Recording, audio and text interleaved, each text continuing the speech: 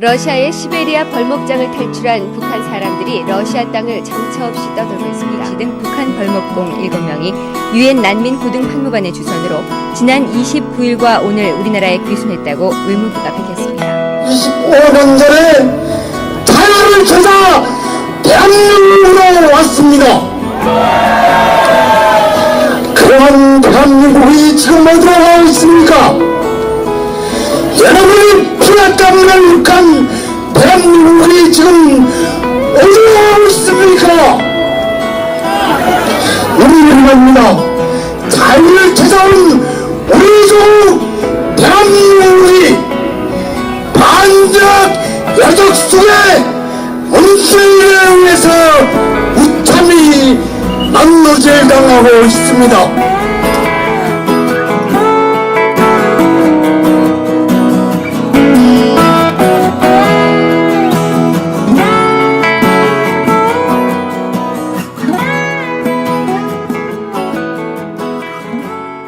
VON 특별기획 태극기를 든 사람들, 오랜만에 찾아뵙습니다. 저희가 이 태극기를 든 사람들은 만드는 저희도 참 귀하게 생각하는데 또 은근히 기다리는 분도 계시더라고요. 저희가 지난 한 달 동안 여러 가지 일이 참 많이 있어서 태극기를 든 사람들 기획을 빨리 내보내지 못하고 있는데 오랜만에 저희가 생방송으로 찾아뵙습니다. 무엇보다 제가 오늘 약간 정장 컨셉으로 옷을 입고 왔어요. 왜냐하면 저희 항상 신사로 다니시는 허강일 위원장님께서 또 멋지게 양복을 입고 오실 것 같아서 저도 오늘 스카프를 하고 왔어요. 안녕하세요, 허 위원장님. 예, 반갑습니다. 제가 우리 허강일 위원장님 여러분이 이미 아시는 분도 있겠지만 잠깐 소개를 하겠습니다. 허강일 위원장님은 지금 북한 민주화위원회 위원장님이십니다. 사실 북한 민주화위원회의 초대 이사장, 위원장님은 돌아가신 황장엽 선생님이셨고요. 그리고 2대 위원장님은 홍순경 그 전 태국 참사관, 외교관이시죠. 홍순경 위원장님이 맡으셨고 3대 우리 허강일 위원장님은 평민 출신이에요. 네. 제가 왜 평민 출신이라는 얘기를 했냐면 제가 이렇게 얘기를 해서 좀 당황하게 만들 수 있지만 사실은 제가 탈북 벌목공 출신으로 러시아에서 오셨다 이렇게 소개를 하려고 했더니 좀 그래도 북한 민주화위원회 위원장인데 좀 체신이 없지 않을까 이렇게 말씀하셔서 그래서 너무 자랑스럽다 제가 이렇게 말씀드렸어요. 왜냐하면 진짜 북한 사람들, 북한 보통 사람들의 마음을 아는 분은 허 위원장님은 처음 아니실까요? 너무도 이제 과찬이신 것 같아요. 네. 북한 민주화위원회를 좀 소개해 주시겠어요? 예, 북한 민주화위원회는 우리 김미영 사회자님께서도 아시다시피 2000년도에 황장엽 선생님께서 국정원에서 나오셔가지고 북한 민주화 동맹이라는 이런 단체를 만들어가지고 우리가 2003년도에 함께 미국을 방문하지 않았습니까? 선생님 모시고. 2003년에 황장엽 선생님 첫 번째 방미 때 대표단으로 제가 우리 허 위원장님과 같이 워싱턴에 갔었어요. 사실 그때 저 나름대로 힘들었어요. 왜냐하면 다들 다른 분들은 북에서 오신 분인데 저만 남쪽 나라에서 온 사람이었어요. 수행원 4명 중에 3분이 이제 탈북자였고 유일하게 우리 김미영 원장님이 이제 한국 분이셨죠, 대표단으로. 그래서 이제 선생님께서 미국 방문을 끝내고 돌아오셔서 이 북한 민주화 동맹을 좀 점진적으로 좀 확대 발전시켜 가지고 그때 당시 15,000여 탈북자들의 중심 조직으로 거듭나야 되겠다 이렇게 해서 한 4년 동안 준비를 했죠. 4년 동안 준비를 해서 2007년 4월 10일에 북한 민주화위원회로 이제 개칭을 해가지고 4월 10일에 프레스센터에서 저희들이 발대식을 상당히 크게 했습니다. 초대 명예위원장으로 이제 이미 서거하신 김영삼 대통령이 저희 그 명예위원장이셨고 황당엽 선생님이 초대위원장이셨고 이렇게 해서 이제 북한민주화위원회가 발족해가지고 상당한 언론과 상당한 사회적 관심을 받고 열심히 이제 그때 당시 활동을 해 오셨죠. 그 활동을 해 오셨는데 그 중심에 바로 북한 김정일 독재를 반대해서 3년이면 북한 체제가 무너질 것이라는 그런 확신을 가지고 나오셨던 황당엽 선생님이 우리 중심에 서 계셨기 때문에 아마 북한민주화위원회가 당시로서는 명실상부한 탈북자들을 대변하고 탈북자의 권익을 보장하는 단체로 되지 않았을까 하는 이런 생각을 해봅니다. 사실 처음 뵌 게 벌써 거의 20년이 다 돼가요. 20년입니다. 그렇죠. 네. 예전부터 참 좋은 분이셨어요. 근데 그 사이에 저희는 북한이 이미 무너져서리라고 생각하지 않았습니까? 네네 맞습니다. 예. 근데 오늘 어떤 일이 있었냐면 대학생들하고 또 몇 명이 이렇게 백두 칭송 무슨 위원회인가를 만들었어요. 김정은, 우리는 정말 반인도 범죄자, 히틀러만큼 나쁜 존재로 인식하고 있는데 이 나라에는 김정은을 거의 신적으로 섬기는 사람들이 있거든요. 이 현상에 대해서 어떻게 보세요? 저는 이게 상당히 우리 사회가 가져온 병폐의 결과물이라고 생각합니다. 사실 다 아시다시피 북한 체제는 한 사람의 한마디로 말하면 수령 독재 체제를 위한 정말 2,300만 노예가 종사하는 지구상에 유일무이하게 남아있는 독재 국가라고 생각합니다.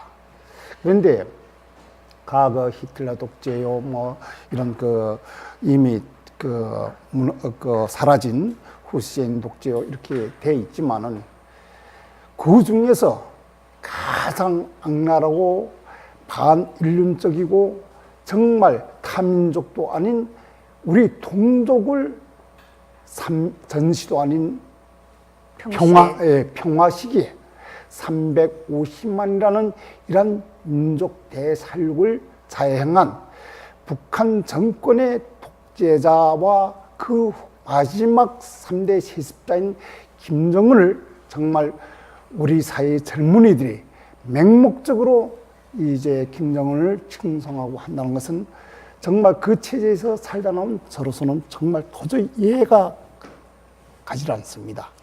사실 제가 참 허 위원장님에 대해서 이거 참 미스테리다 이렇게 생각했던 것은 박정희 대통령을 굉장히 좋아하시는 것 같더라고요. 네네, 맞습니다. 한동안은 페이스북을 열면 계속 박정희 대통령, 유경수 여사, 박근혜 대통령 사진들이 계속 올라와서 이분은 북한에서 여러 가지 겪었는데 여기 와서 또 이분들을 왜 이렇게 좋아하나 그런 생각한 적이 있거든요. 네. 근데 한국에서는 그분들을 막 독재자라고 욕하는 사람도 있지 않습니까? 우리가 이제 황당엽 선생님을 보필하고 계실 때 황당엽 선생님께서 이승만 대통령, 건국 대통령이 아닙니까? 대한민국의 뿌리를 맞는 분은 유일무이한 우리 이승만 대통령. 그렇게 하고 대한민국을 세계 10대 강국으로 일떠세운 그 중심에 바로 우리 민족의 영웅인 박정희 대통령이 계십니다. 그래서 저는 이제 박정희 대통령을 그저 모르고 맹목적으로 북한에서 수령 추종하듯 박정희 대통령을 존경한 게 아니고요. 대한민국에 나와서 정말 우리가 상상하지 못했던 대변혁을 이룬 그 중심에 바로 우리 박정희 대통령께서 계셨고 또 그분이 경제개발 정책으로 말미암아 정말 아시아 4마리 용 중에서 가장 힘을 쓴 그래서 오늘의 대한민국을 마련하신 분이 바로 박정희 대통령이라는 이런 생각을 할 때 대한민국에 바로 박정희 대통령과 같은 사람은 어떤 인간의 힘이 아닌 하나님의 능력을 선택받아 가지고 대한민국을 오늘과 같은 봉한 나라로 올려놓지 않았나 하는 이런 생각을 하면서 그분을 항상 마음속으로 존경했었습니다. 이번에 박근혜 대통령 탄핵 때 마음이 많이 아프셨겠네요. 네, 저는 이제 박근혜 대통령은 정말 말씀드리자면은 과거에 좀 그분을 존경할 수 있는 그런 기회가 있었습니다. 우리 박근혜 대통령께서 천막 당사 시절 당대표 하실 때에 아마도 탈북자들이 어떻게 생활하는가를 보고 싶다. 이렇게 해가지고 제가 그때 사무실에 통일을 준비하는 탈북자 협회라는 단체를 만들어가지고 공릉동 복지관에 저희 사무실이 있었습니다. 그래가지고 공릉동. 예, 지금 하나센터가 제일 먼저 조직된 그 3층에 저희 사무실이 있었는데 1층 회의실에서 좀 우리 탈북자들을 만날 수 없겠는가. 그래가지고 탈북자들을 만나러 오셨어요? 직접 오셨죠, 그때. 그래서 그때 당시 탈북자 단체장 7명하고 그 다음에 이제 우리 통일을 준비하는 탈북자 협회 임원들하고 해가지고 한 20여 분이 접견 받았죠. 그렇게 하고 이제 박근혜 대통령께서 당시 국회의원 한 10여 명을 대동하고 오셔가지고 이제 저희들이 말씀을 나누는데 저는 그때 이제 박근혜 대통령을 딱 보면서 무릎을 쳤습니다. 이분은 하늘이 낸 박정희 대통령 못지않는 분이시다. 왜 그렇게 생각을 했냐면 저희들이 그때 당시 탈북자들, 기순자들이 얼마 없기 때문에 뭐 정치인도 만나고 사회적 명망이 높은 지인들도 만나고 해보면은 사실 일방적으로 그분들이 주도하에 이제 끌려가가지고 이제 대하도 그분의 요구에 맞춰서 우리가 해줬는데요. 박근혜 대통령께서 저희들을 이제 만났을 때 뭐라고 하시는가 하면은 저희들이 애로와 그 다음에 생활 상황에 대해서 어려움들을 좀 들어보자. 그래서 이야기를 하는데 사실 저희들이 한국 사회를 잘 모르잖아요. 그러니까 자기가 하고 싶은 이야기를 다 하는데 그게 5분이든 10분이든 그래가지고 그게 수행한 비서들이 와가지고 조금 자제를 하려고 하는데 중단하지 마십시오. 저분들이 이야기를 다 들어봅시다. 다 들어보고 끝난 다음에 일일이 이제는 하실 말씀 다 끝났습니까? 딱 물어보시고 그럼 이제 제가 말해도 될까요? 그렇게 하고 딱 중요한 요점 2분 이상 넘기지 않습니다. 그래서 정말 저희들은 북한에서 상상 속에서 그려보던 지도자의 풍모, 북한에서 수령의 풍모라는 게 바로 남한에서 박근혜 대통령의 국가 지도자의 풍모를 그분이 모습에서 봤습니다. 북한의 김정일한테는 그런 수령 풍모가 없나요? 그거는 저희들이 직접적으로 만나보지를 못했기 때문에 단지 우상학, 그건 맹목적인 충성이지만은 이 박근혜 대통령을 만났을 때에는 진짜 우리 눈으로 직접 보고 그분이 어떤 인간미라든가 그한테서 풍겨오는 사람 향기라는 게 있지 않습니까? 그렇게 하고 지도자로서의 풍모가 그대로 안겨오기 때문에 정말 그때부터 저는 정말 박근혜 대통령을 마음속으로 존경했죠. 그렇게 하고 그분께서 저희 기대에 어긋나지 않게 항장엽 선생님이 계실 때에도 저희 사무실에 이제 자주 찾아오셨고 비서진도 보내셨고 더욱이 항장엽 선생님이 도서 출판 기념회 행사는 꼭 빠짐없이 참석하시거나 축하점을 보내주시고 그다음에 선생님께서 자꾸 하셨을 때에는 서거하셨을 때에는 몸소 이제 우리 선생님이 그때 영안실이 어디였는가 하면은 현대 아산병원에 있었습니다. 찾아오셔가지고 조문을 해주시고 그 다음에 서거 1주년 추모회에도 참석해 주시고 정말 여러모로 감사하죠. 이번에 영국에서 제가 이제 곧 나가는데 인터뷰가 박지현 씨, 탈북자 박지현 씨를 만났을 때 그분이 씨, 저도 압니다. 같은 동네죠. 예. 그 박지현 씨를 만났을 때 그 박근혜 대통령이 탈북자 여러분 아니면 북한 동포 여러분이 원하시면 언제든지 자유를 찾아오십시오. 이렇게 말하지 않았습니까? 네네. 그 얘기를 듣고 그렇게 그분이 감동을 했다 그러더라고요.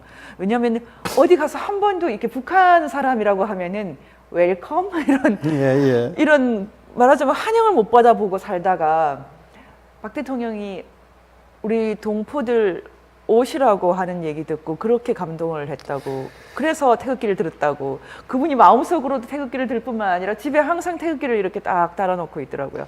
어떠세요? 이번에 지금 태극기 집회 늘 나가고 계세요? 저는 1차 집회로부터 박근혜 대통령 탄핵 인용되던 3월 11일 집회까지 한 번도 빠짐없이 참석을 했었습니다.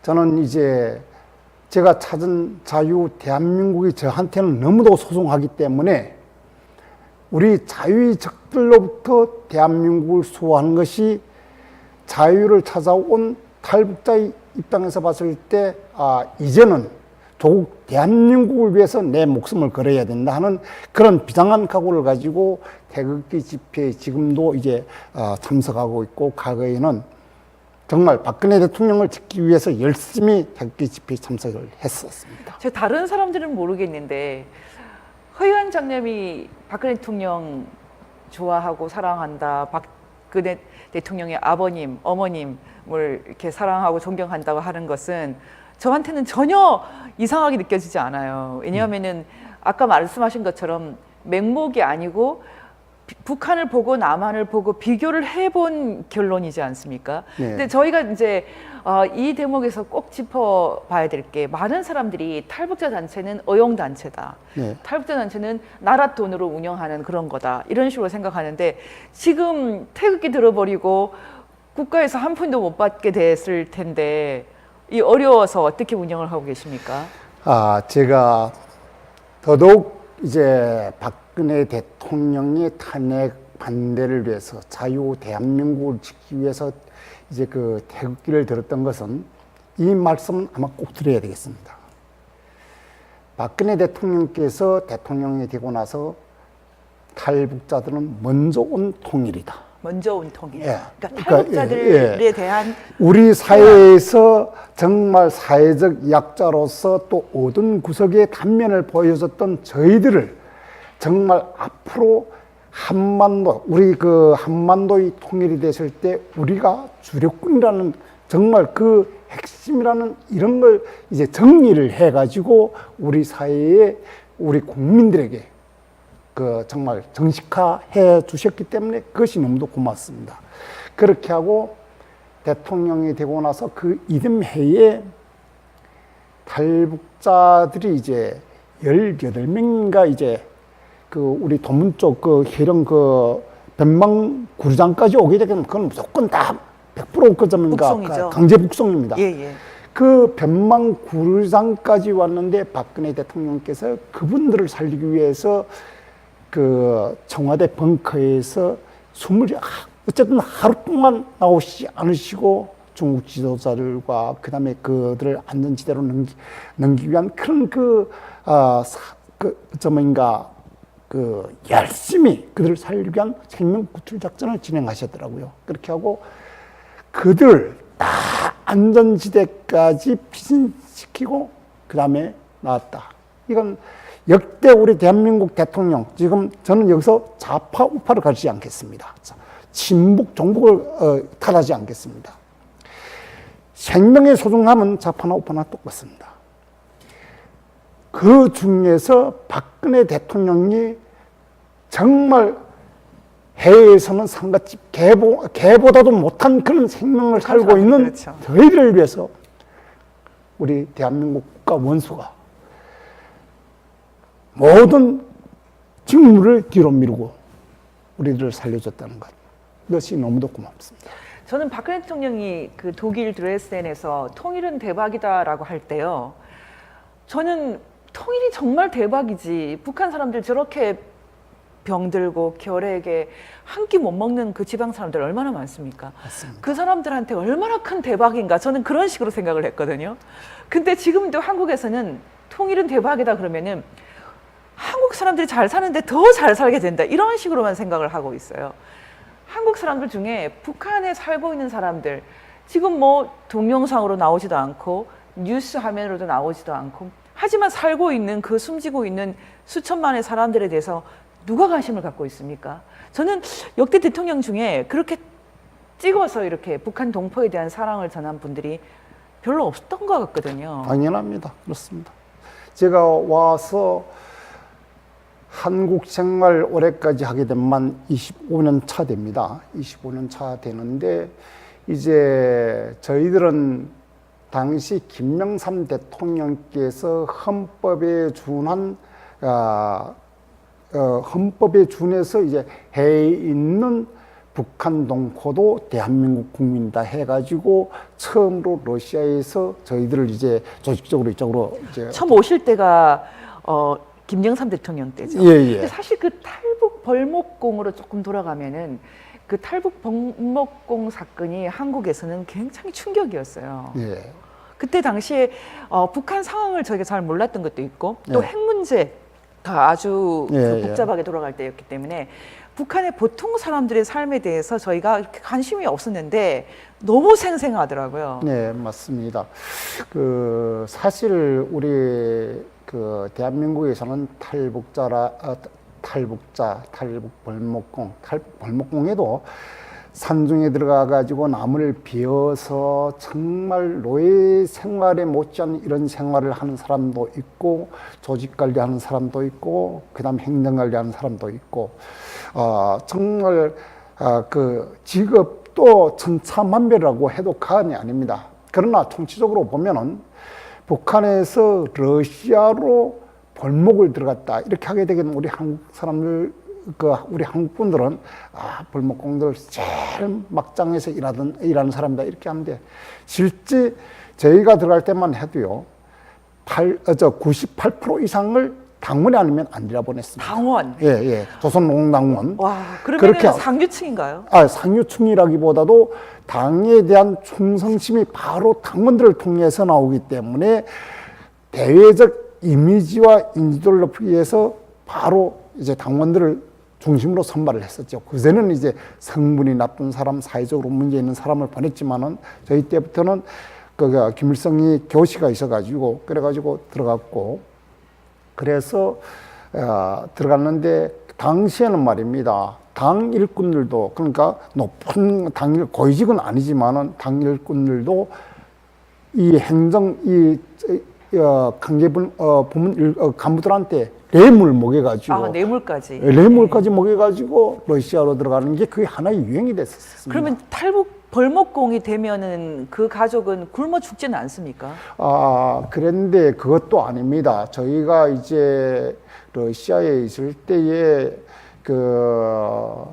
우리 청년들 그다음에 실제 끝바닥에서 열심히 일하는 사람들이 편지를 보고 막 눈물을 흘리고 하는데 러시아에서 편지를 받고 예. 그건 이제 국제 우편으로 왔다 갔다 하죠. 그래서 이렇게 생각하면 됩니다. 그러니까 시베리아 지역 러시아 경내의 북한 거주지라고 생각하면 됩니다. 일종의 북한의 연장. 그런데 거기서 이제 이분들이 편지 오는 걸 보고 막 이런 거 보면은 아버지 우리 누가 굶어 죽었다. 나 죽었습니다. 지금 우리게 먹을 거 없습니다. 돈 보내십시오. 그걸 보니까 지금 생각하면은 95년도, 98년도 고난이 행군 시기였던 것 같습니다. 언제 나오셨어요? 저는 이제 95년도에 대한민국으로 왔었죠. 대한민국으로 오게 된 당시는 우리는 탈북자라 하지 않고 기순자라고 했습니다. 그때는 기순자. 기순자는 체제에 순응한 사람들을 말하는 거예요. 그래서 당시 또 이제 법도 우리에게 맞게 이제 법도 고쳐지고 했는데 제가 탈북을 하게 된 결정적 동기가 있습니다. 기순하게 된 결정적 동기가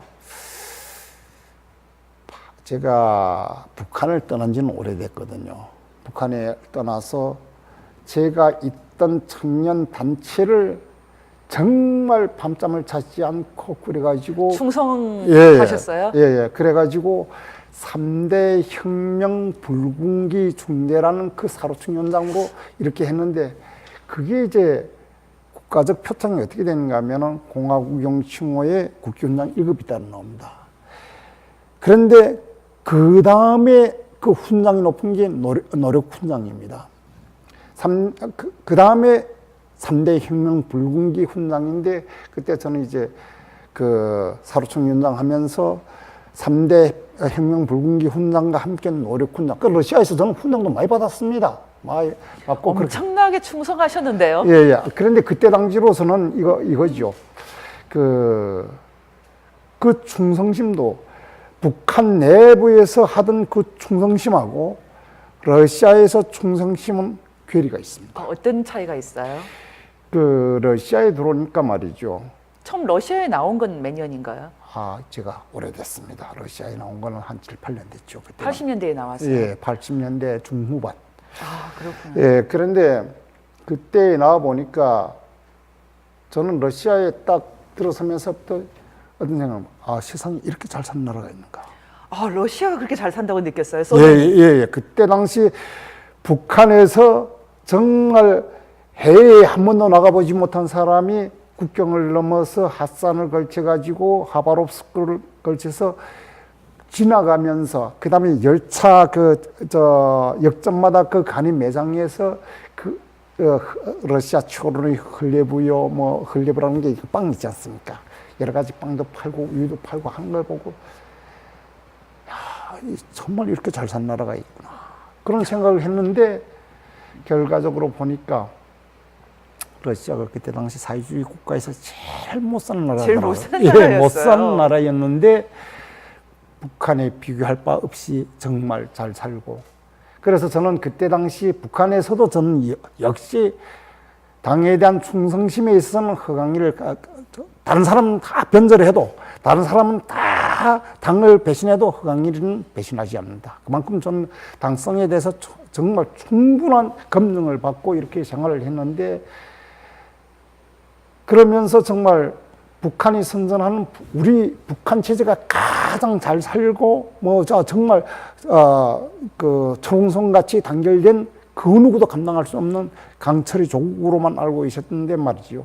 그런데 러시아에 딱 나와 보니까 사람이 말입니다. 환경에 지배하는 게 상당히 이게 중요합니다.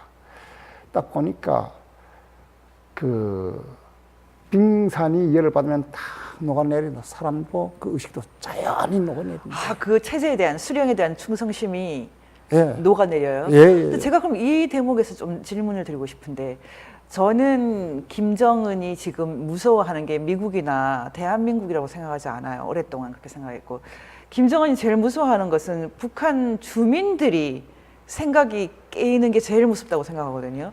사실 개혁 개방을 방해한 게 미국입니까? 중국입니까? 한국입니까? 사실은 그 체제 내부의 모순이 가장 심각한 것인데 네. 지금도 그럴까요? 당연하지요. 저는 이제 가끔 최근에 오는 탈북자들도 만나고 그래서 탈북자들하고 접할 기회가 많습니다. 그렇게 하고 사실 지난번 우리 평창 동계 올림픽 때 말이죠. 김여정 김여정요, 김영철이요 다 이 짝이 내려와가지고 내려왔을 때 그 사람들이 뭐 때문에 내려왔겠습니까? 돈 때문에 내려왔겠죠. 물론 돈이 그 전해도 항시적으로 필요한데 그 해는 알고 보니까 유엔 안전보장이사회에서 북한에 대한 제재가 결정이 됐습니다. 그렇죠. 예, 그 전에 중국이 북한의 제재에 잘 동참하지 않고 밀수행위, 무역행위를 눈 감아주고 했는데 뒤로 다 뒤로 유엔 안전보장이사회에서 급기야 강력한 중국 정부의 제재가 들어가니까 말이죠. 북한이 한 달 새에 쫄딱 망하더라는 거란 말이죠. 그래서 김정은이가 가장 두려워했던 게 지금과 같은 상황이면은 개혁 개방의 문제가 아니라 북한 내부에서 큰 반란이 일어날 것이다. 그걸 걱정했다는 거란 말이죠. 그래서 보면은 김정은이도 알고 있답니다. 그 북한 최고 고위 그러니까 최고위급들은 내 편이 아니다. 이 사람들은 동상이몽한다는 걸 다 알고 있고, 그래서 이 사람들은 외국에 나가가지고 좋은 걸 다 보고 자본주의 물이 다 들었기 때문에 겉에서는 김정은 만세를 부르지만은 속으로는 아마 저 동상이몽한다 하는 걸 김정은도 간과하고, 그 다음에 중요하게는 장마당 세대. 예. 이 장마당 세대가 말입니다. 이 장마당 세대가 눈을 뜨면서 북한 정치에 대해서는 전혀 관심이 없고, 정치에 관심이 없고, 그 다음에 예, 예. 수령에 대한 충성심에도 관계없이 오직 나만 잘 살면 된다. 그렇기 때문에 장사에만 올인해가지고 돈을 버는 게 그 사람들의 목적이에요. 그래서 이런 걸 놓고 봤을 때에 북한 김정은 체제를 떠받드는 것은 김정은이 월급을 주고 쌀을 주고 살려주는 군대, 보위부, 당일권, 경찰 뭐 이런 사람들이 이제 하는데, 한 달 동안 월급을 안 주고 자기 지지 기반이 순식간에 무너지니까. 그러니까 말하자면은 체제의 어떤 핵심 한 뭐 그게 10만, 20만 되겠죠. 예. 그 사람들한테 배급 줄 비용조차 없었죠. 예, 그때는 없었답니다. 그래가지고 결과적으로 중국에서 세관에서 그전에는 그래도 맹간히 눈 감고 이렇게 했는데 나사못 하나까지 다 제재를 하니까. 예, 제재를 하니까. 제재가 그렇게 무서운 거예요. 근데 예. 지금 한국에 계신 분들은 북한 사람들한테도 관심이 없지만 북한 체제에 관심이 없다 보니까 이런, 저는 이제 내탕금이라고 불러요. 네. 왜냐하면 체제를 최소한이라도 이렇게 운영을 할 수 있도록 하는, 그것을 운영해 주는 것이 얼마나 심각한 것인지를 모르는 거예요. 말하자면 개성공단으로 올려 보내던 돈이 북한 체제 유지 비용으로 얼마나 요긴하게 쓰였는지에 대해서 사람들이 인식이 없어요. 그래서 지금 박근혜 대통령이 그 개성공단을 닫은 것이 사실 어떻게 보면 북한을 크게 변화시키는 계기가 됐을 뿐만 아니라 김정은, 심지어 김여정까지 예. 이렇게 본격적으로 움직여서 뭔가 국제사회에 어필을 하려고 하는 어떤 그런 계기가 됐다는 게 제가 늘 주장하는 바거든요. 예. 그 대목에 대해서는 어떻게 생각하십니까? 저도 그 부분에 대해서는 동감입니다. 저는 사실 러시아에서 김일성이 죽었을 때에 저는 이제 그때 탈북을 해가지고 이제 그때 당시는 제가 뭐 한국행을 결정을 했으니까요. 오려고 하다 나니까 이제 한국 분들도 만나고 이렇게 됐는데, 그때 내가 그분들하고 이야기했습니다.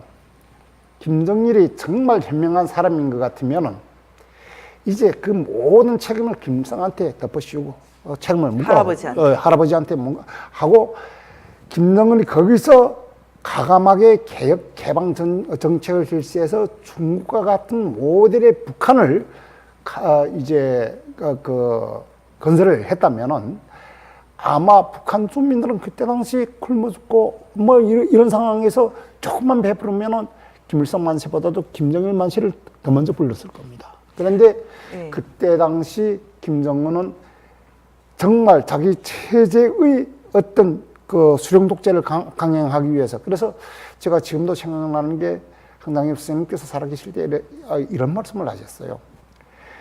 김정은이한테서 제일 나쁜 게 자기 권력을 위해서 개인 이기주의가 그 누구보다도 너무했다.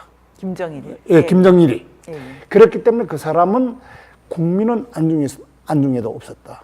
만약 그때 당시 김정은이 조금만 북한 인민들한테 눈길을 돌렸더라면 오늘의 김정은이 저렇게 비참한 운명에 처하지는 않을 거라고 생각합니다. 그런데 김정일만 해도 유훈 통치라는 걸 했거든요. 유훈 예. 통치라는 것은 김일성의 권위를 유지를 해야지만 예. 통치할 수 있어요. 그리고 김정은도 사실은 지금 유훈 통치를 하고 있어요. 맞습니다. 이제는 그 할아버지와 아버지의 권위에 의지해서 지금 가기 때문에 할아버지와 아버지를 이렇게 부정하는 정책이라는 것이 사실은 불가능할 것 같아요. 예. 근데 지금 많은 한국 사람들이 기대를 걸고 있어요, 김정은한테. 저는 지금 이 자리를 통해서 좀 얘기를 나누고 싶은 것이요. 그런 기대가 어느 정도 근거가 있다고 보세요? 사실 그쪽에서 살다난 우리 3만여 탈북자들, 사실 한국 생활이 어렵기 때문에 조직 책임을 맡은 사람들로부터 또 일부 생활에 가장 어려운 기초생활 수급자들은 사실 여기서 이념적 문제라든가 당을 따르지 않습니다. 그래서 자기한테 이해관계에 맞으면은 이제 따라가는 그런 경향이 있지만은, 그러나 분명한 건 뭔가, 저 사람이 한결같이 있는 건, 저 북한 김정은 체제를 가지고는 더 이상 안 된다는 거는 다 확정적입니다. 확정적. 이번에 그런데 김정은이 온다고 하지 않습니까? 오는 것에 대해서는 어떻게 생각하십니까? 저는 사실 이 문제를 제기하면서 제기하는 데 대해서 어떻게 생각하는가 하면, 그 먼저 북한 김정은 체제가 북한 2,300만 주민들하고 우리 5천만 남한 주민들한테 이익이냐 불이익이냐, 이 정권이 있으면 우리한테 해가 되느냐 독이 되느냐, 약이 되느냐, 이걸 똑바로 우리가 판단할 필요가 있습니다. 사실 지구상에 가장 악랄하고 간악한 독재가 바로 우리 북한 김정은 독재입니다. 인류 사상사에 보기 드문 이런 독재 체제를 구축하고 2,400만 동포를 자기 수령 독재를 유지하기 위해서 노예로 지금 만들고 있고, 그들한테 정신까지 다 뺏어가지 않았습니까? 그렇다면 저는 우리 남한 문재인 이 정권의 이 위정자한테 한번 묻고 싶습니다. 과연 당신이 인권 대통령이라고 하면서 북한 살인 독재자한테는 모든 것을 다 속까지 다 이렇게 보이고 주면서, 왜 2,400만 노예 운명에 처한 우리 북한 주민들에 대해서는 이런 방법도 없습니까? 나는 문재인 대통령 자체가, 정말 이 문재인 씨 자체가 정말 한마디로 말해서 위선자이고 반통일 세력이라고 저는 낙인하고 싶어요. 국제사회가 2013년부터 북한 인권 문제를 본격적으로 조사해서 2014년에 김정은은 반인도 범죄자다, 이렇게 결론을 내렸어요. 네. 그러면 지금과 같이 반인도 범죄에 대해서 묵인하는 것도 일종의 협력이거든요. 근데 제가 지금 걱정하는 것은, 지금 많은 한국 사람들이 너무 안일하게 생각을 해서 일단 김정은이 오는 게 대사건이 된다, 이런 식으로 생각하고 있어요. 근데 지금 보시면 알겠지만 김여정도 왔을 때 완전히 한국 사회를, 가치 세계를 뒤집어 엎어버렸고, 네, 완전 해집어 놨죠. 지금은 오기 전에 벌써 무슨 백두칭송위원회, 어떻게 우리 민족을 이렇게까지 말살해온 김일성을 마음대로 지금 칭송을 한다는 겁니까? 지금 국가보안법이 살아있는데 이렇게까지 남한의 어떤 가치 질서가 완전히 무너지면 북한처럼 되는 거 아닙니까? 한국도. 어떻게 생각하십니까? 저는 한마디로 말해서 이렇게 생각합니다. 김정은 체제에 앞서 정말 먼저 붕괴되고 무너져야 될 정권이 바로 문재인 이 여적 정권이라고 생각합니다. 정말 저는 분노를 금할 수가 없어요. 이 부분에 대해서는. 문재인 대통령, 박근혜 대통령을 탄핵했습니다. 탄핵해서 대통령을 불법 대선을 통해 가지고 대통령이 된 사람이 아닙니까? 그랬으면은 어찌 됐든 국가 수장이고 국가 원수이고, 그렇다면 그 누구보다 헌법 정신에 준해서 이 나라 정치를 법과 원칙에 준해서 우리나라를 이끌어 나가야 됩니다. 그런데 문재인 씨 자체가 대한민국 헌법을 노골적으로 위반하고 노골적으로 대항하고, 그 다음에 대한민국의 주석에게 아부를 하고, 이렇게 한다면 과연 우리 국민들은 무엇을 바라보고 대한민국에서 정말 지금까지 피땀 흘려 이룩한 고귀한 이 업적과 귀중한 재부를 무엇으로 지켜가겠습니까? 저는 북에서 사시다가 내려오신 분들이 지금 한국에서 당하는 이 박탈감, 자유를 찾아왔는데 여기도 자유가 지금 박탈되고 있어요. 이 마음이 참 어려울 거라고 생각하는데, 제가 특히 참 놀랍다고 생각하는 것은 지금 여기도 아이들이 크고 있거든요. 근데 이 아이들이 크는데 김정은이 좋은 사람이다라고 배워버리면 지금 선과 악의 기준이 완전히 무너지는데요. 과연 대한민국의 미래가 있겠습니까? 정말 암담합니다. 제가 그 먼저 이제 우리가 국정교과서가 나온 이후에 국정교과서를 폐기하고 새로 나온 이 교과서들을 여기 그 저민가 학부모 연합의 대표님께서 저민가 보여주셔가지고 한번 본 적이 있는데요. 이것은 한마디로 말해서 국가가 국민을 반영하고 있습니다. 국가가 조직적으로 국민을 반영하고 국민을 북한과 같은 노예 국가로 우리 정신마저 뺏어가고 있습니다. 지금 북에서 오신 분들이 이렇게 사적으로 모이면 주로 어떻게 말하고 있습니까? 사실 정말 이제 우리가 조국 대한민국을 위해서 우리가 목숨을 걸어야 될 때가 아닌가. 그러나 우리한테는 아직까지 힘이 없습니다. 지금 탈북자 인권단체들은 지금 저 북한 김정은 정권의 문제가 아닙니다. 김정은 정권의 문제가 아니에요. 왜냐하면 북한 김정은, 나는 그래서 문재인 이 여적 정권은 통일 세력이 아니라 반통일 세력으로서 한반도의 분단을 고착시키기 위한 정말 그 정점에 문재인 씨와 우리 대한민국의 주사파가 있고 이들이 결과적으로 대한민국 국민을 바보로 만들고 있다는 거죠.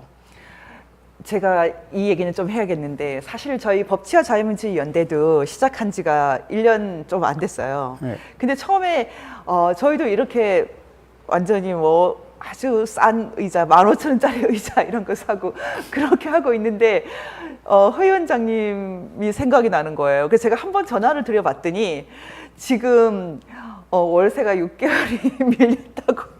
그래서 제가 월세가 6개월이 밀렸대요. 이렇게 저희 회원들한테 얘기를 했더니 여기부터 살리자. 그래서 저희 회원 중에 여러분들이 이렇게 마음을 합해서 저희가 월세를 내드렸어요. 아이고, 고맙습니다. 지금은 제가 살아났어요. 항상 고맙게 생각하고 있는데요.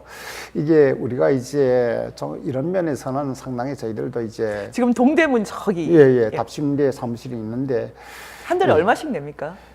먼저 번에 그 회의실 대학생들 교육장은 이미 반납하고 한 달에 그저 한 130만 원 정도. 30만 원 정도 내는데 그것도 급하죠.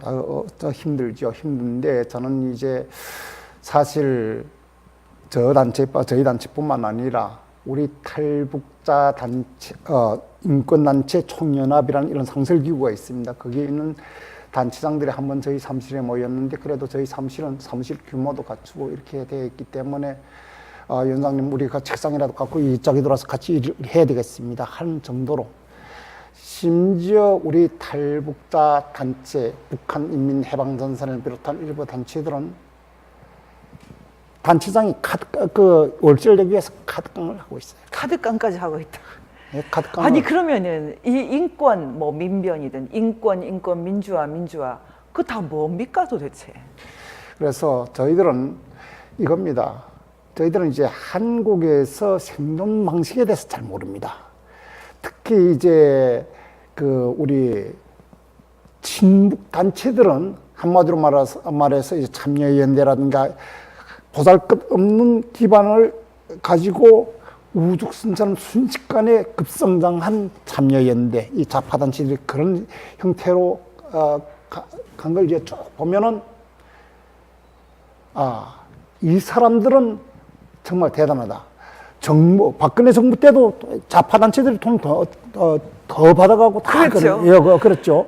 지금 북한 인권 운동하면서 정부에 돈 받은 기억이 별로 없어요. 우리 박근혜 정부 때부터 정부에서 돈을 못 받았습니다. 그래가지고 그런 면에 대해서는 박근혜 대통령한테 밥 한 끼 얻어먹은 적 없어요. 저희들도 그렇습니다. 그래가지고 속으로 좀 야속하게 내가 존경하지만은 박근혜 대통령이 자유민주주의를 기반으로 하는 대한민국 대통령이라면 그 자유민주주의를 지켜줄 수 있는 외곽단체에 좀 힘을 실어줘야 되겠는데 그걸 전혀 하지 않으셨어요. 대통령이 뭐 우리 단체나 개인에게 뭘 해주지 않아도 그분 자신도 참 사적인 걸 추구하지 않았어요. 지금 이분한테 무슨 사적인 걸 추구했다 다 뒤집어 씌웠는데 믿는 사람은 없지요. 예. 그 분이 박근혜 대통령이 뭘 개인적으로 해주고 안 해주고 해준 사람이야말로 다 지금 배신했어요. 이런 게 중요한 게 아니고 정말 그 박근혜 대통령이 무엇을 상징했나 예. 이렇게 간당간당한 자유와 민주주의, 진짜 자유민주주의의 상징으로 이렇게 끝까지 버텨주셨는데 결국 그나마도 지금 허물어 버렸거든요. 그런 면에서는 지금 자유한국당에 대해서는 어떻게 생각하십니까? 저는 지금 집권 여당보다 더 나쁜 게 자유한국당이라고 정말 생각합니다. 저희를 분노하게 합니다. 예. 왜냐하면은 사실 우리 대한민국 이 역사에서 여성 대통령 처음으로 맞이한 대통령이 아닙니다. 미국에는 한 번도 없어요. 예, 처음으로 맞이한 대통령이고, 그 다음에 이제 그분께서 나는 그 지금도 가슴에서 내려가지 않는 게 내가 그 더러운 돈을 받으려고 대통령이 된 줄 아는가. 얼마나 자기를 확신성 있게 그런 더러운 돈에서 정말 떳떳하기 때문에 그런 말을 다른 거 이제 그 대통령들, 역대 대통령들한테 그런 소리 들어본 적이 없습니다. 그렇게 하고 저는 이제 자유한국당에 대해서 왜 이 말씀을 드리냐면은 우리가 분명히 알아야 됩니다. 이 문재인 여적 정권이 정권을 잡고 정말 김정은과 같이 대한민국을 파국으로 몰아가는 레드카펫, 이걸 깔아준 장본인이 다름 아닌 이 자유한국당입니다. 지금 허 위원장님이 자유한국당에 대한 분노를 페이스북을 통해서 많이 쓰시더라고요. 예. 근데 지금 말씀하실 때는 더 지금 화가 나셨어요. 지금 저 카메라를 향해서 지금 자유한국당의 원내대표, 그리고 지금 심지어 홍준표 전 대표까지도 지금 박근혜 대통령을 과거라고 말하고 있는데, 지금 감옥에 지금 계신 분이 어떻게 과거가 되겠습니까? 한마디 좀 해주세요. 저는 분명히 말씀드립니다. 박근혜 대통령 돈 한 푼 먹지 않았습니다. 일부 사람들은 박근혜 대통령 탄핵된 그 하나만으로도 죄인이라고 하는데 그 죄를 뒤집어 씌운 게 바로 자유한국당의 홍준표라든가 김성태라, 지금 김무성, 이 배신자 62명의 배신자들과 과야합한 이 정치꾼들이 문제입니다. 이 사람들은 분명히 이제는 다시는 우리 정치사에 발을 들여놓지 말고 가감히 이제는 조용히 사라져야 됩니다. 사라지고, 저는 여기서 한 가지 더 말씀드리겠습니다. 사실 저 사람들은 태극기 부대를 외면합니다. 태극기 부대라고 비하합니다. 태극기 부대가 아닙니다.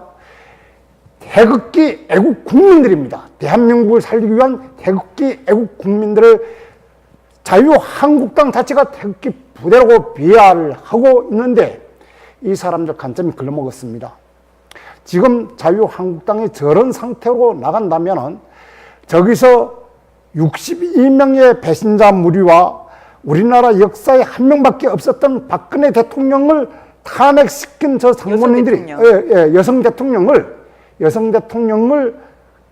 이제 탄핵하고도 아무런 양심적 가책을 받지 않고, 김무성 씨 같은 거 보십시오. 탄핵 받을 일을 했기 때문에 탄핵됐다는 거 아닙니까, 이거? 도저히 이해가 안 되는 게 네? 지금 구치소에 있는 분이 어떻게 과거가 됩니까? 지금 어떻게든 집에 모셔놓은 것도 아니고, 지금 이 사람들의 이 정말 악함이라는 것은 정말 저도 자다가도 일어날 수 없는, 아주 비겁한 사람들입니다. 아주 비겁하고 비열하고 어찌 보면 흉악하기까지 하는데 이 사람들 보십시오. 저는 그래서 앞으로 우리나라 대통령은 남자들이 하면 안 된다고 생각합니다. 그건 아니죠. 아니, 왜냐하면 이 사람들은요, 우리나라 정치는요, 반문화 저 뒷골방에서 술을 버라 써라 하면서 낮에는 원수처럼 눈에 힘주고 있다가는 저녁엔 서로 다 우야무야 하는데 이런 데서 무슨 법과 원칙이 살아나겠습니까? 탄핵 심판하기 전에도 술 마셨다잖아요. 우리나라가 이래요.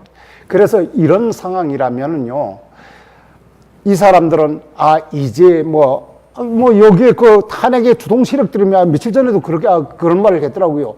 이제 모든 걸 접고 우리 우파들이 모이자. 그들이 우파입니까? 그들이 우파인가요? 우파 아닙니다. 이 사람들은 변절자들이고 우리 종북 좌파보다 더 나쁜, 어찌 보면 쓰레기 집단이에요, 이 사람들이. 저는 그런 생각을 했어요. 예전에 그 일제에 굴복했던 사람들, 오래 산 사람 많아요. 자기 인생 죽을 때까지 편안하게 산 사람들 많거든요. 뭐가 다른가? 일신상의 잠깐의 영달을 위해서 정의를 버리고 법치를 버리고 자유민주주의를 버리고 뭐가 다른가? 아무리 생각을 해도 도저히 동조가 안 되는데 저 같은 사람이 참 평범한 사람이거든요. 근데 지금 거기다가 허 위원장님 얘기를 들어보니 어쩌면 이 생각은 북한에서 지금 고난당하는 사람들의 생각이고 자유를 찾아서 목숨을 걸고 쉽게 오신 분도 있지만 정말 목숨을 걸고 메콩강을 건너서 동료의 죽음을 보고 넘어온 사람도 많거든요. 그 사람들에게는 자유라는 게 이렇게 추상적인 게 아니에요. 그거 자체가 생명이고 그거 자체가 인생인데 어떻게 이 사람들에 대해서 이렇게 모독을 하나 그런 생각이 들어요. 그런 면에서 지금 허 위원장님 탈북자들의 마음을 담아서 지금 이번에는 이 정권에 있는 사람들 좀 말해주시고요. 네.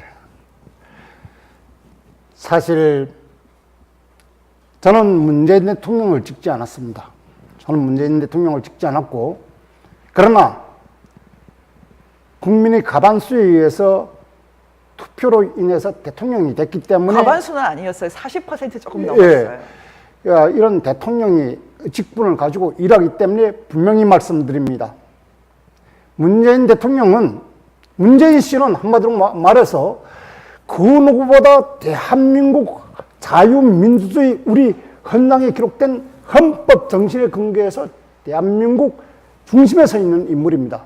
그런데 왜 대한민국 국민도 마다 뒤로 밀어놓고 이 사람이 국민은 그 사람 한마디로 말하면 떡발림이에요. 이거는 엿발림이고 국민을 빙자해서 자기 어찌 보면 북한과 같은 사회주의 집단 체제에 맞먹는 새로운 독재 제국을 이 땅에 건설하려는 그런 속셈이 있지 않는가? 분명히 답변해 주셔야 됩니다. 북한을 체험을 해보셨는데 이게 평화고 이게 전쟁을 막는 길이고 이게 한반도를 모두를 위해서 좋다고 합니다. 그러면 우리 보고 오늘 그 백두 칭송위원회라는 사람들, 저는 악마의 하수인들이라고 생각하는데 그들이 저희를 보고 적폐 세력이라고 하더라고요. 도대체 이게 무슨 일입니까? 대한민국이 지금 70년 동안 이룬 것이 엄청납니다. 전 세계에서 우리를 지금 보고 배웁니다. 그 모든 것이 적폐면 도대체 무엇을 보고 무엇을 옳다고 말하고 저희가 살아야 될지. 적폐는요, 적폐는 박근혜 대통령의 정치가 적폐가 아닙니다. 적폐야말로 문재인 씨가 하는 종북 적폐, 여적 적폐, 국민을 우롱하는 적폐, 정말 박근혜 대통령을 정말 연약한 여성 대통령을 옥살이 시켰으면은 문재인 씨는 단두대에 쉬어야 됩니다. 단두대에 쉬어야 됩니다. 이런 말을 이렇게 공개적으로 하시는 분은 허 위원장님 목숨 거셨어요? 저는요, 정말 자유 대한민국이 이렇게, 저 같이 우리 미국에도 가보시지 않았습니까? 미국 수도라고 하는 워싱턴 DC도 대한민국처럼 이렇지 못합니다. 한국이 더 좋아요. 예, 그래서 나가면은, 그래서 먹을 것, 저 밤 24시간 아무데나 정말 얼마나 치안이 잘 돼 있습니까? 저희가 그때 그 알렉산드리아 그 호텔에서 거의 저녁에 갇혀 있었죠. 아니, 그 알렉산드리아 호텔 아니고 우리가 힐튼 호텔이었죠. 그러니까 알렉산드리아라는 도시예요. 거기가. 그렇습니까? 그래서 그걸 봤을 때에 정말 문재인 대통령 정신 차리십시오. 당신이 대한민국 대통령이 아니었으면은 아마 외국에 기빈으로 방문했을 때 그런 대우를 못 받습니다. 당신이 대우를 못 받는 건 당신 스스로가 그 대우를 망가뜨린 거예요. 태극기를 든 사람들, 사실 지금까지 저희가 태극기를 든 사람들이 참 점잖은 분들이 왔고요. 사실 허 위원장님 참 점잖은 분이에요. 그런데 오늘 이 대화를 나누는 중에 엄청난 열정과 웅변과 허광일 위원장님을 제가 만났어요. 근데 이거 수습이 되겠습니까? 괜찮습니까? 저는 전혀, 왜냐하면은 우리가 비겁하게 오늘의 현실을 피해간다면 이 시대의 양심 있는 대한민국 국민이 아니라고 생각합니다.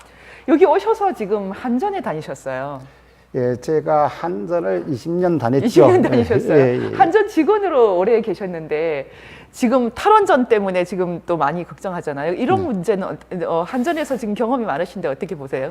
사실 이 원전은요, 사고가 나지 않으면 유일한 무공해 산업이 바로 원전입니다. 유일한 무공해. 예, 무공해 산업. 그다음에 뭔가 가장 효율성이 높고, 그렇게 하고 우리나라 원전은 세계 우리 고종 국교 규격을 갖고 세계 수출한 나라는 우리나라 원전 설비가 세계 단연 최고입니다. 원전 기술도 세계 최고입니다. 그렇게 하고 만약 사고 경리를 대비한 안전 장치도 2중, 3중으로 되어 있기 때문에 세계 원전 사상 우리나라만큼 원전의 안전과 기술력이 확보된 나라는 없습니다. 이런 원전을 뒤로 미루고 지금 조국의 촌토, 지금 지역 내가 보십시오. 온 산을 헤집고 간 곳마다 그렇게 아파트 대단지마다 지금 그 벌집가가 지금 이 태양광판을 설치해가지고 흉물로 만들어 놓지 않았습니까, 이거? 그런데 이 원전에 비하면 그 효율이 2%밖에 안 된다고 합니다, 이거. 저도 저는 북한에 살아보지 않았지만 북한을 많이 취재하면서 북한을 한 단어로 정리하면 저는 무지 아니면 야만 이렇게 생각했어요. 근데 북한을 추앙하면서 북한에서 나오는 서적들을 외우고 공부하면서 20대 교양을 채운 사람들이 지금 정책을 만들고 있어요. 와, 대한민국이 이렇게 아슬아슬한 일을 하고 있습니다. 길게는 안 가야 되겠지요? 예, 사실 저는요, 북한이 어느 정도 북한 주민들을 먹여 살리고 최소한 의식주 문제 정도는 해결하는 상황에서 남한의 주사파라든가 종북 세력이 북한을 동조하는 데 대해서는 그럴 수가 있겠다고 사상의 자유, 사상의 자유 차원에서 사상의 자유 뭐 이런 게 다 있으니까요. 할 수가 있는데 아프리카보다도 더 열악한 생활을 하고 인권이 세계 가장 심각한 인권 유린이 자행되는 정말 북한에서 보신 분들은 다 알지만은 거짝에서 말할 자유가 있습니까? 보고 듣고 하는 걸 충분히 자기가 감지하고 그걸 표현할 자유가 있습니까? 이런 인간의 본능적 자유에서부터 먹고 살기 위한 생존권에 이르기까지 그렇게 하고 거기를 벗어나서 법과 원칙이 무시된 당의 율상착에 근거한 그 기준점에 따라서 사람의 목숨을 파리 목숨처럼 이제 때려잡는데 이런 나라를 가지고 추앙하고 거기에 대해서 공부를 하고 정말 이런 걸 보면은 이 사람들이 가장 기본적인 인식이 정말 모르겠습니다. 저는 한국에 와서 봤을 때에 지금 10대, 20대는 저는 걱정 안 합니다. 10대, 20대는 걱정 안 합니다. 왜냐하면은 제가 이제 말씀 중에 조금 방향이 좀 달라서 좀 말씀드리겠습니다만은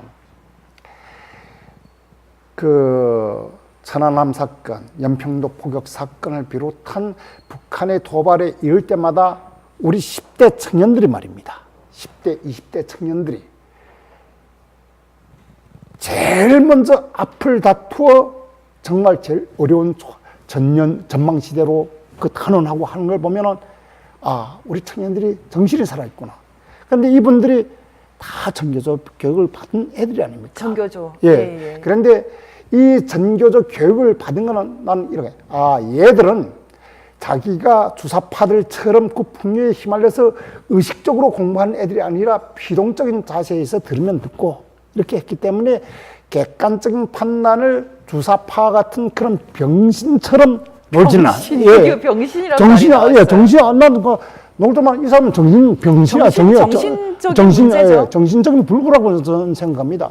그러나 우리 10대, 20대 청년들은 냉엄하게 그런 현실에 목격하게 되면 조국 대한민국을 위해서 목숨을 내야 된다. 이걸 봤을 때, 우리 10대, 20대한테는 아직도 희망이 있다. 정말 이 세대는 실용주의 세대다. 실용주의. 실용주의 세대다.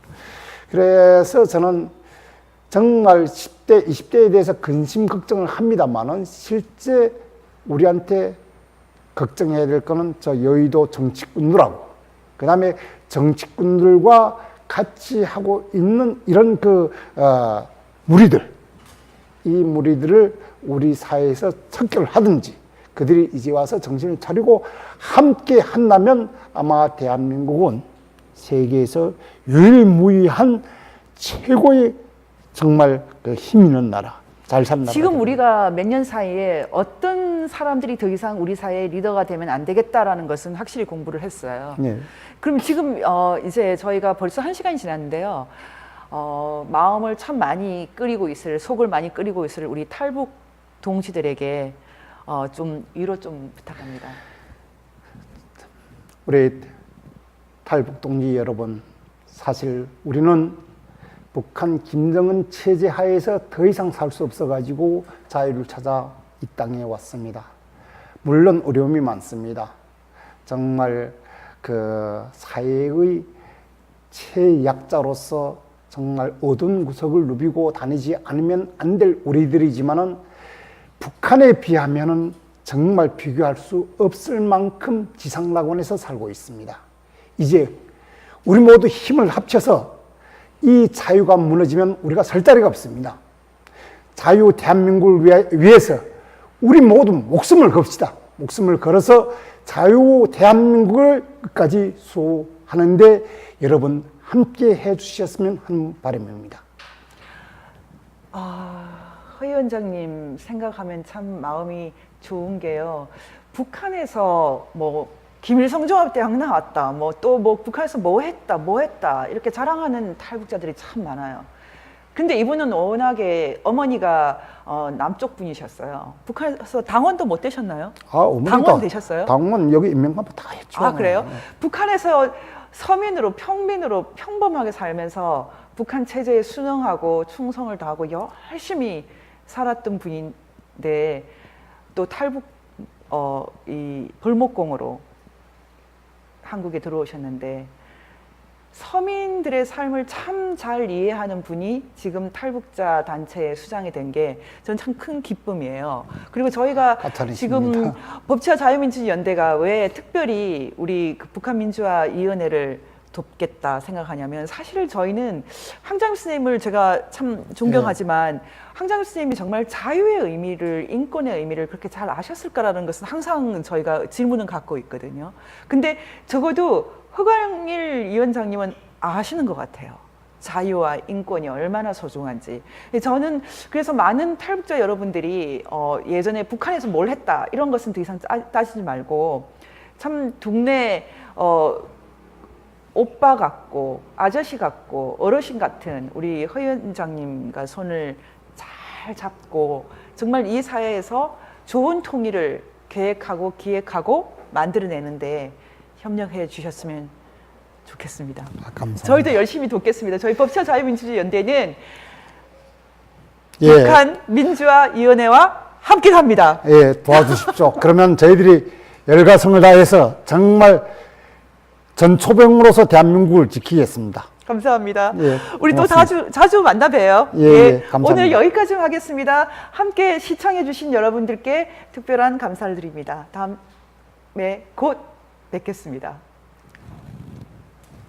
수고 많이 하셨어요. 근데 평상시보다 더 뜨겁게 말씀하셨어요. 그런